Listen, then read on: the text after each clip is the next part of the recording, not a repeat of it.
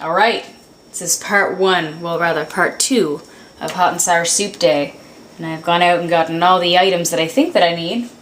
So I've just sort of put them together around the counter. And some things need to soak and be blanched first. So we'll start with, let's see. You need about half a package of soft tofu, whatever your preferred brand is. So just make a mess on the countertop and get this juice everywhere.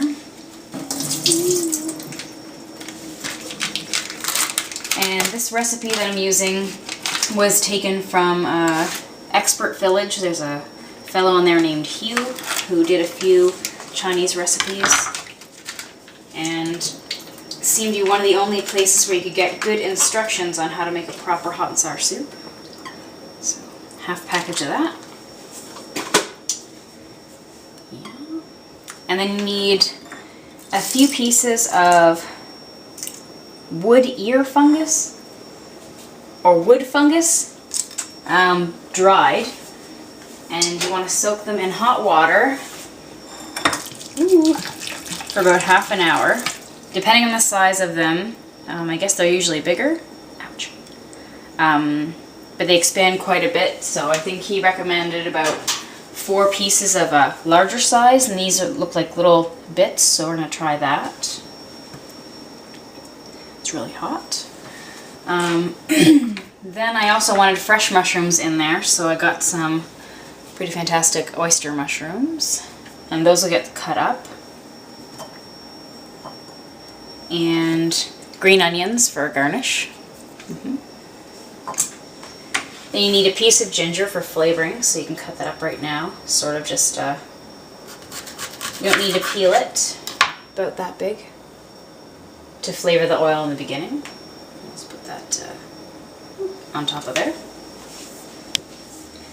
And then bamboo shoots, or sprouts, shoots. They recommend canned, and all I could find was shoots in a can or shoots in a sack. And sack shoots didn't sound as nice as delicious canned shoots. Anyway, get them there.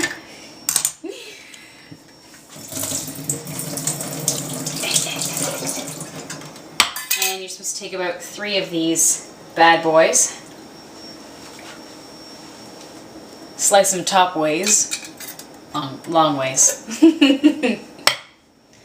And there's sort of a disclaimer given that the mushrooms and the bamboo shoots both have a different taste because they've been dried or they've been pickled.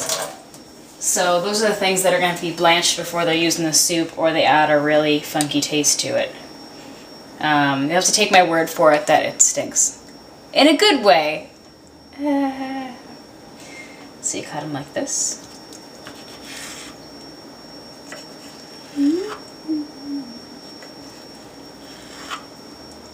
Oh man, it's like a giant letter A. There. Or like a molar. Anyway.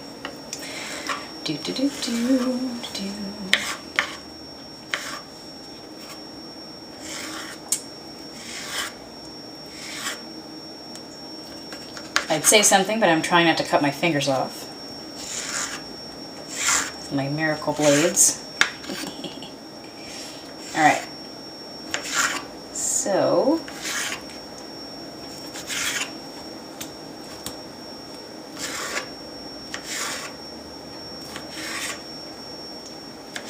they're sort of julienned, kind of.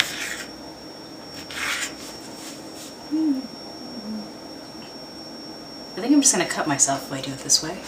Oh, there we go. I'll toss that in there. Oh! Technical difficulties! Awful! Work for me, you bastards. Okay, there we go. I'll just come back and tighten those up later. Neaten them up, I mean. Either or. Okay, here we go. Can you tell I'm a newbie to cutting sprouts? Okay, here we go. They look like egg. Alright. Sprouts. Shoots. And then not everyone uses them in their soups, but most of the places I've gone do. I don't want to cut up this egg. Ah, garnish. Look, that's perfect just as it is. Just serve that up as is. So then, bought the mother load of bean sprouts, which are really awesome to just eat as a snack, because I don't really need that many for this soup.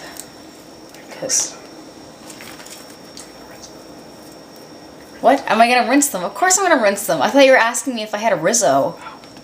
I'm not watching a Muppet movie right now. Look, rinsey rinse. I recommend rinsing them more thoroughly than I am. Some talking cameras will give you more lip than others. Shut up. That's right. Alright. Stink sprouts. Okay, there we go. And I have a ridiculous amount left. And hopefully you live somewhere where you have access to some sort of Asian section, otherwise you're paying $3 a bag for bean sprouts that are already wet and soggy in the bottom and rotting. Wow, check that out. The mushrooms are already expanding like crazy. Ooh. Kind of yellow water there. Mushroom tea. Alright. The green onion's mainly for garnish, so I'll come back to that later. And one of the other items I didn't think I'd be able to find, and I've actually never had, is lily buds. And I guess they're a traditional hot and sour soup ingredient. And because they're in a brine as well, oops, they're gonna run away. Fail. I mean, damn. There we go. And there we go. And I'm saying there we go as if I finished this task of getting the things out of the package. This is probably the hardest part of the whole thing. Get out now. Oh my god. Okay. So these ones will also be blanched. Marge.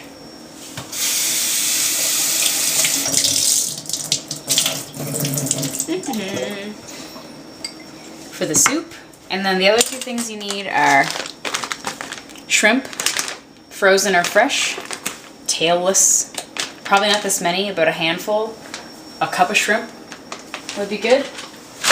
And some either pre-cooked roast pork or some thin sliced pork, like Korean style.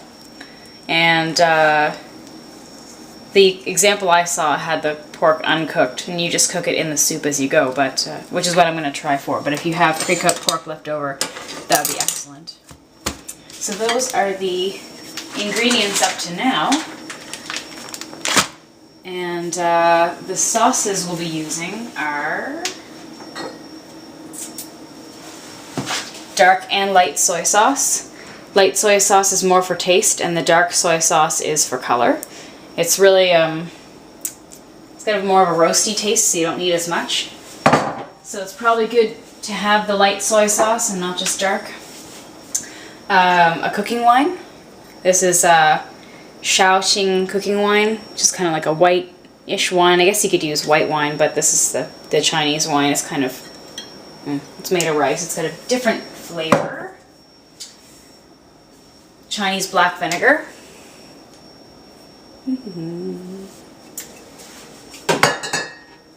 Some sort of cooking oil. I'm going to be using olive oil because I don't want to go buy another one.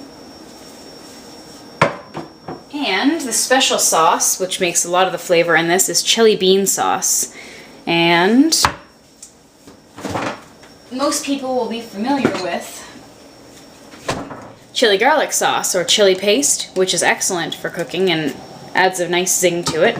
This one's made with beans, and it's a bit different, so I guess you can't really make any substitutions on this one, but this is going to be one of the first items that goes into the wok and adds most of the flavor.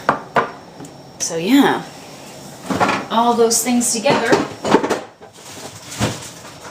plus 1 chicken egg. And that's what we're going to be putting together to make this soup. Hopefully. Alright, that's it. We're going to let these soak and get fatter and open up and come back for it.